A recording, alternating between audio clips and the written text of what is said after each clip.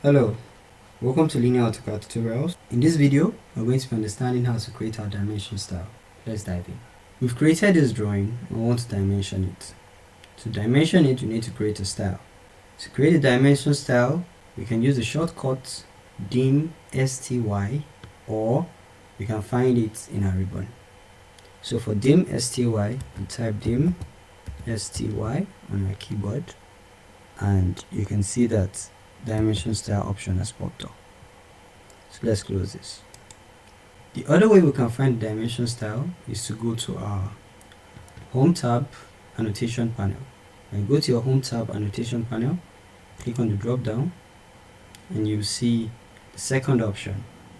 Click on drop down again, and here you have your dimension styles. By default, you have the annotative and you have the standard. So you can go to your manage dimension styles to load your editing window. The final way we can access our dimension style is to go to our annotate tab, dimensions panel. So when we go to dimensions panel, the first option here, click on the drop down and you can manage dimension styles. By default, you still have your annotative and your standard. So let's select manage dimension style. For the manage dimension style, you'll be able to edit your standard style or your annotative style. What we want to do is to create a new dimension style. To create a new dimension style, all we have to do is to go to new option at our top right, select new, and it will permit us to give it a name. We could say linear dimension style, and we are good to go. We want to start from the standard. What dimension style do you want to start from? We'll start from standard, then all dimensions should be included, and we continue.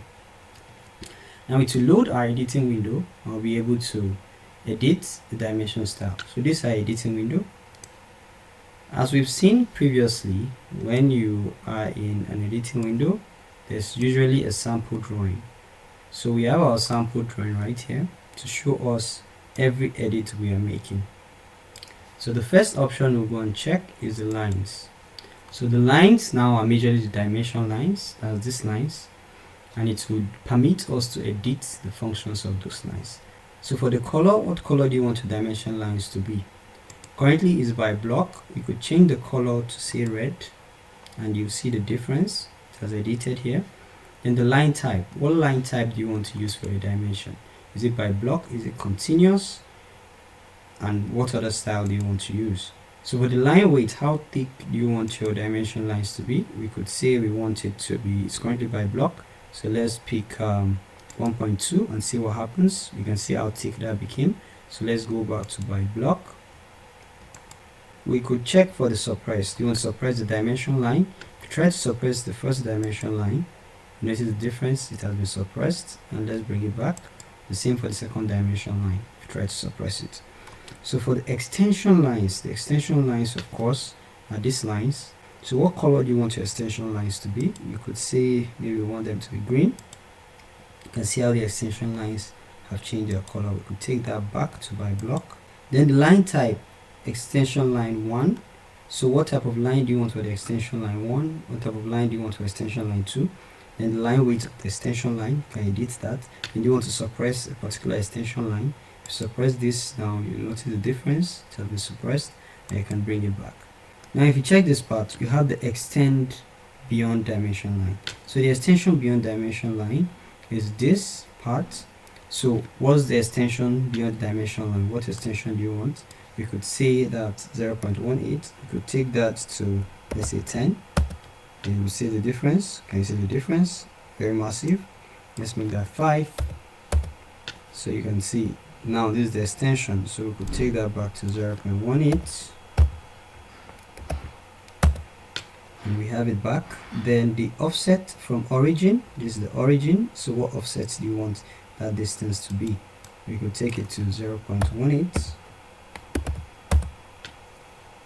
And you can see the offset distance has increased. So do you want the fixed length extension lines? So select that. So you can see that the extension lines are fixed length, both sides of the dimension line.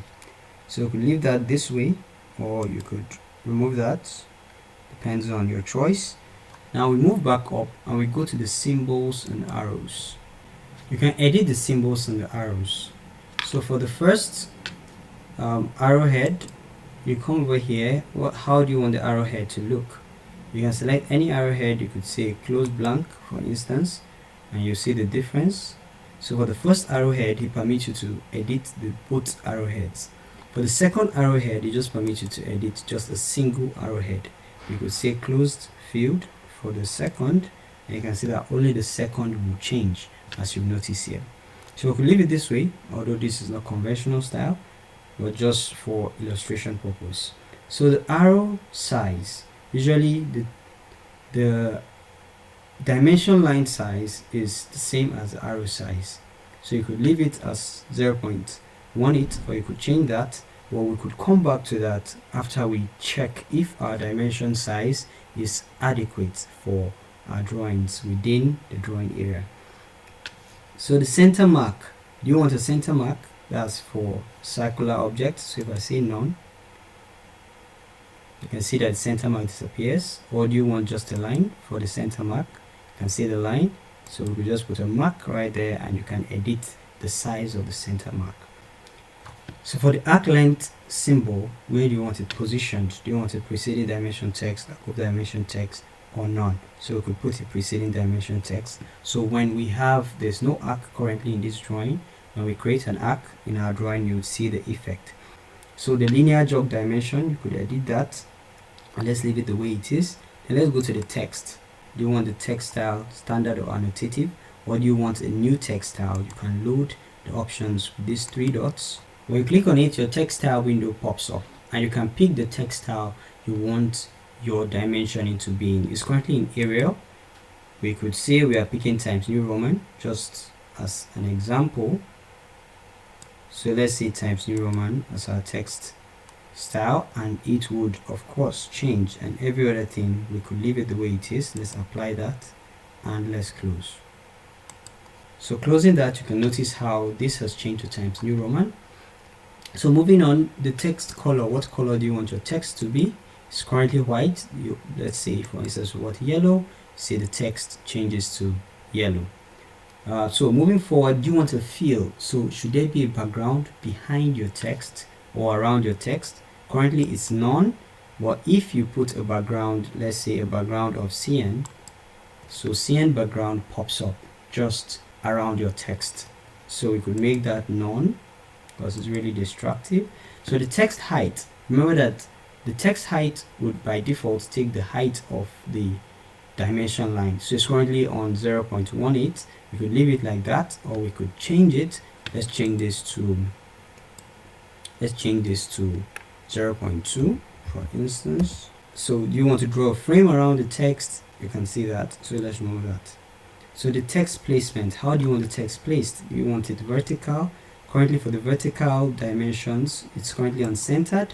If you want it above, you could change that to above. You can notice that for the vertical, it's above. So do you want it for the horizontal? How do you want it?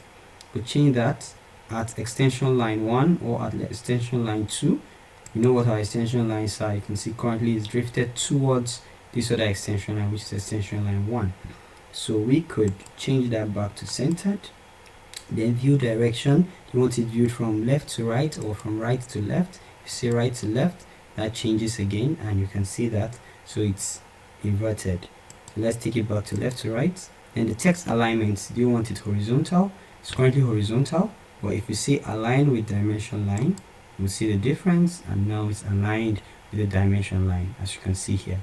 So if you put this back to horizontal, you can see the effect. It's currently horizontal, so you see align with dimension line. You could leave it there and accept that. Then you go to feet. For the feet, it permits you to change the general orientation of your text. So if you want the annotative option, you could pick it here. Then if you want to scale dimension to layout, you can also pick this option. Then use overall scale. Now the overall scale permits you to increase the size of your dimension, like every single thing with your dimension style, or decrease the sizes. So by the time we check our dimension size and it's not adequate, we can come here and change the scale to a more suitable scale. Let's go to primary units. For the primary units, it deals with the units you have. So the unit format, do you want it in decimal? Do you want scientific? We could leave it in decimal. I think decimal is fine. Then the precision.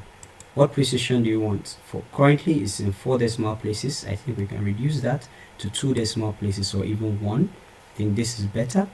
Then fraction format is currently horizontal. Decimal separator. What do you want as a decimal separator? Currently we are using period, which is suitable. You could use a comma, you could use a space. So the prefix and the suffix. So the prefix now, for instance, you want a particular term or a text to come before each dimension. For the suffix, you want a particular text to come after the dimension. So we could say for our unit, we could give it a unit of say millimeters. So we can use millimeters for our suffix. Then the scale factor, what scale factor do you want? And you can change any other thing you want. So currently these are angular dimensions. So do you want it in decimal degrees, or do you want it in a different unit, gradients, radians, and so on? You can leave it in decimal degrees. It's more understandable there. Then the precision of your angular units. Do you want it in 1 decimal place or no decimal place? You could put it in 1 decimal place. I think that makes it align with this, but having just a whole number is still fine. Now we are done here. We go to alternative units. We could leave that the way it is. Then go to tolerance. We could leave this the way it is also. Then we say OK. Right here at the bottom, we say OK, and it takes you back to the first window. So currently you have activated your linear dimension style, and we can close. Now we are ready to dimension. All we need to do is to check whether the size of our dimension is adequate. So let's pick linear here, the linear option. Let's pick the linear option, and let's take the distance from here to here. Drag it up. So as you can see, our dimension is not really visible, but relative to the object, this doesn't look bad, right? We could increase the size of this dimension. Then we go to our manage dimension styles. So manage dimension styles so that we can edit the linear dimension style. So currently it's linear, so we just modify it. Modify linear. So we are back here to modify the linear dimension style. So we go to our fit, and it's currently on 1, so we could change that to 2 and enter. Change that to 2 and we say OK, and we proceed back here and we close. So it is activated, and I believe 2 for our overall scale is better than 1. It's more visible now. We can see our dimension clearly. That will be all for this video. If you found this video useful, don't forget to like it, share to someone who may need this video, and also subscribe to our channel for more design videos. Thank you for watching.